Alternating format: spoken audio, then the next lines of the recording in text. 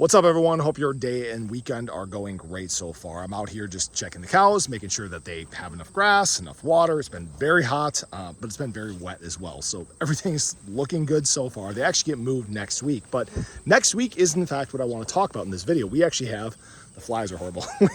We have a big week ahead for crypto, and it's a question of, are these things that we're going to see over the course of the week, are they going to impact the market in a positive way or in a negative way? Obviously, the market has been set up for a nice pump, and it's a question of, can we get that oomph to take the next step forward? So if you guys are new or haven't already, show your support for the channel down below. Hit that subscribe button, that bell. It's free to do. It'll keep you updated anytime there's new content live here on the channel. So the big thing that everybody is, of course, preparing for this week is the FOMC meeting. So this is taking place on July 29th and July 30th. Obviously, the 30th is going to be the conclusion, and we're going to find out whether we are going to have an interest rate decrease or if we are going to stay the same in terms of rates. Now, the market is anticipating no rate cuts. Likelihood is very, very low right now, and I said it's probably going to come down to something else, which I'll mention in this video too.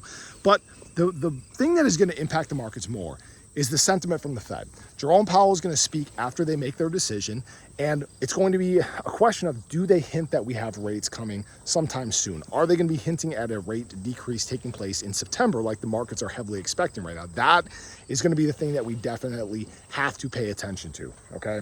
Now, what I will say is, on July 30th, it's probably going to be very, very volatile. And why I'm saying that is, right before the conclusion of the FOMC meeting, we are actually going to be finding out what the Q2 GDP report is looking like. Is it going to be good? Is it going to be bad?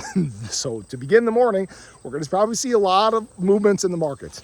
As we get into the afternoon, we're probably going to see a lot of movement in the markets. As you guys can see, the cows are very, very tame. So now the question is what is the rest of the week going to look like? Well, not only do we have the Q2 GDP report on the 30th, not only do we have the FOMC meeting conclusion taking place on the 30th, we also have the first White House crypto report. And in this report, we are supposed to find out whether we are going to see some news regarding the Bitcoin strategic reserve. Are we going to find out more about regulation proposals, et cetera, et cetera? So it's going to be a very eye-opening week for the crypto market. My gosh, the flies are terrible.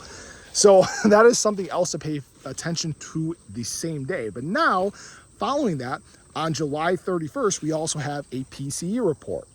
We also have our monthly candle close. We have a lot of things taking place in a very condensed period of time. So it is in fact going to be a very wild week for crypto. Now, I will say this, is it seems like the data is starting to work in our favor from an inflation standpoint, from a jobs number standpoint, from a GDP standpoint. So we are accelerating towards interest rate decreases, which is a great sign. It doesn't mean that we're about to enter QE or anything like that. They're probably going to pause quantitative tightening at some point this year still.